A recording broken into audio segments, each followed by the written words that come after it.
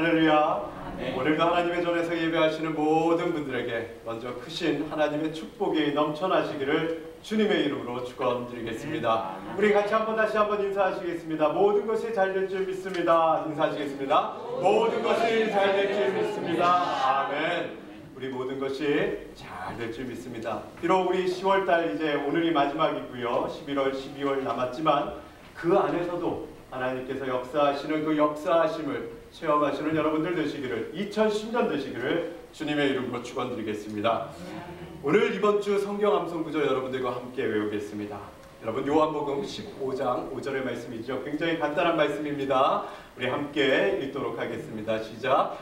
나를 떠나서는 너희가 아무것도 할 수 없음이라. 요한복음 15장 5절의 말씀입니다. 너무나도 쉬운 말씀입니다. 그러나 여러분 꼭 기억하셔야 될 말씀인 줄 믿습니다. 다시 한번 읽어보겠습니다. 시작. 나를 떠나서는 너희가 아무것도 할 수 없습니다. 요한복음 15장 5절의 말씀입니다. 자, 그러면 우리 암송하도록 하겠습니다. 준비되셨습니까? 자, 그러면 눈을 감으시고요. 자, 지금부터 외워보도록 하겠습니다. 시작. 나를 떠나서는 너희가 아무것도 할 수 없습니다. 요한복음 15장 5절의 말씀입니다. 할렐루야, 감사합니다. 여러분 이 말씀대로 예수님과 늘 언제나 동행하시는 여러분들 되시기를 주님의 이름으로 축원드리겠습니다. 자, 여러분 2010년이 2달밖에 이제 남지 않았습니다. 오늘 벌써 10월에 꽉 찬 이제 10월의 마지막 날이 되었습니다. 여러분 10월의 마지막 날 하시면 무엇이 떠오르시겠습니까? 할로윈. 아, 미국 분이십니다. 여러분 10월에 또 마지막 하면 또 무엇이 떠오르십니까? 가수. 좋으십니다. 또 여러분 10월의 마지막 밤 하면 또 무엇이 떠오르십니까? 여러분 용서하십시오. 네? 추수감사절이요? 아, 은혜스러우십니다. 여러분 저는 사실 용서하십시오. 이 노래가 떠오릅니다. 여러분 다 아시는 지금도 기억하고 있어요. 10월에 마지막. 제가 차마 우리 여기에서 제가 노래를 부를 수는 없는데 여러분 전 국민 노래로 이 노래가 언제 나왔는 줄 아십니까?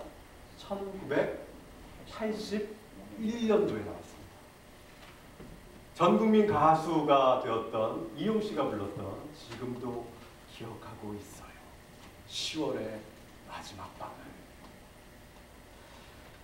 아니 근데 어떻게요? 20수년이나 됐는데도 그것이 자동적으로 입술에 10월의 마지막 밤 하면 그렇게 기억이 된단 말입니까? 요즘이요, 한국에서는 뇌에 대한 연구가 굉장히 활발합니다. 그래서 뇌과학자라고 굉장히 유명한 과학자 카이스트에 계신 정재승 박사님이 계신데요. 그 박사님이 사람이 뇌가 기억할 수 있는, 딱 보고 기억할 수 있는 것이 단 18초밖에 되지 않는다고 합니다. 그런데 어떻게 된 일로 우리는 29년이 넘는 그것 동안 우리가 그렇게 기억을 할 수 있겠냐는 말입니다. 그 박사님의 그 강의를 들어보고 책을 읽어보면요, 아까 좀 전에 말씀드렸던 그 18초짜리의 기억은 단기 기억이랍니다. short-term memory랍니다. 그래서 우리 뇌에는 두 가지의 기억 장치가 있는데요, 하나는 short-term memory와 하나는 long-term memory가 있다고 합니다. 그래서 short-term memory는 딱 보고 돌아서면 잊어버려요. 오늘 설교의 제목이 뭡니까? 그래도의 신앙. 딱 돌아서면 잃어버릴 그런 18조의 기억이 있는가 반면에 나에게 의미가 있거든. 그러면 그것이 29년이 됐든 30년이 됐든 평생이 되었든 그것을 기억한다라는 그러한 이야기입니다. 자, 그러면 여러분들과 더불어서 함께 잠깐 여러분 실험을 해보도록 하겠습니다. 잠깐 보여주시죠. 자, 지금부터 제가 숫자를 불러드릴 테니까 한번 외워보시겠습니까? 3197-5197-1977. 여러분 외우실 수 있으시겠습니까?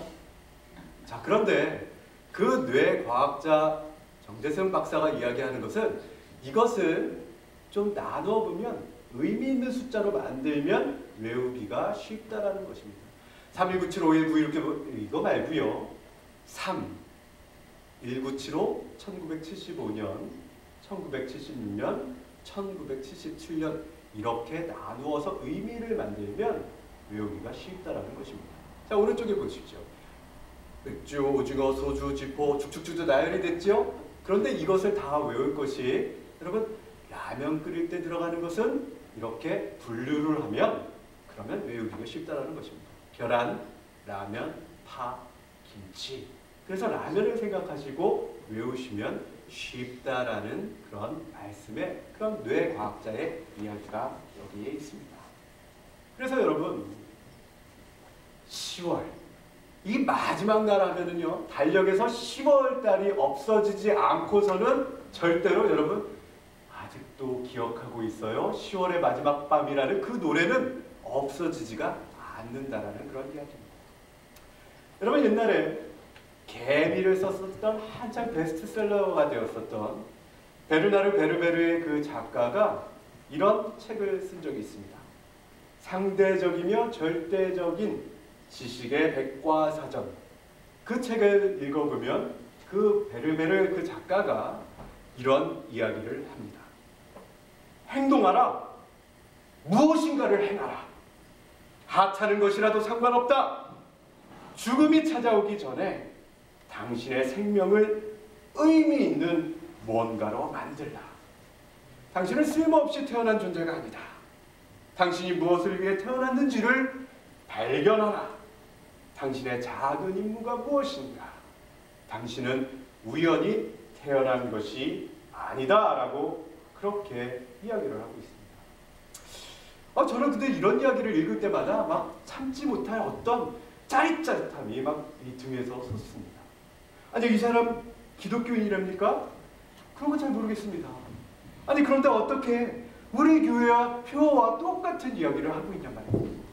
우리 교회 표가 뭡니까? 일어나 빛을 발하라라고 그렇게 이야기하는 것과 똑같은 그 의미 상통하는 그 이야기를 이 작가가 하고 있지 않습니까?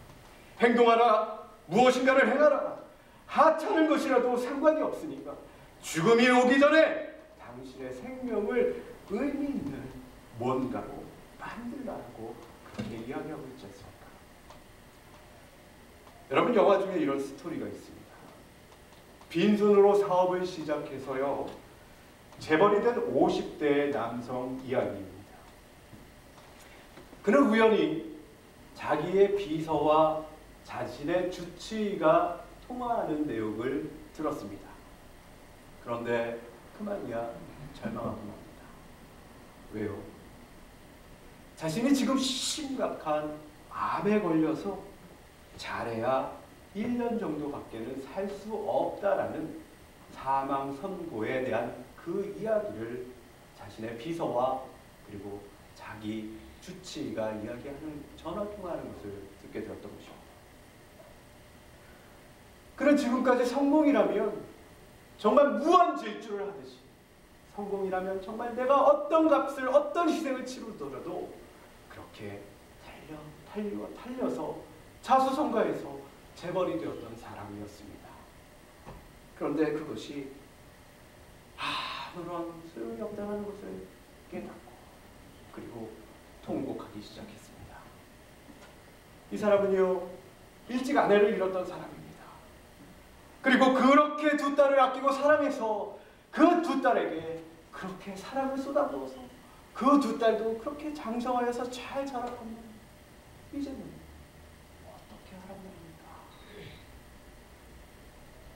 자신의 처지가 불쌍하기만 했습니다. 자신의 처지를 생각해보니 너무나도 안 돼 보였던 것입니다.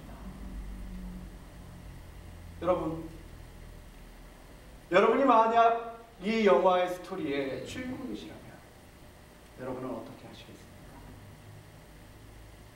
이 사람이 문득 정말 죽은 아내의 평소 들려주었던 성경 구절이 떠올랐습니다. 죽은 아내가 이런 성경 구절을 이야기해 준 적이 있었습니다. 그가 열심히 그저 성공만을 바라보면서 그렇게 앞서 달려나가고 있었을 때 그 아내가 그 남편에게 이렇게 이야기했었습니다. 헛되고 헛되며 헛되고 헛되며 모든 것이 헛되도다라는 그 전도서의 말씀, 그 말씀을 들려준 적이 있었습니다. 이 중년 남성 그 말씀을 생각해내고서 다시 절규합니다.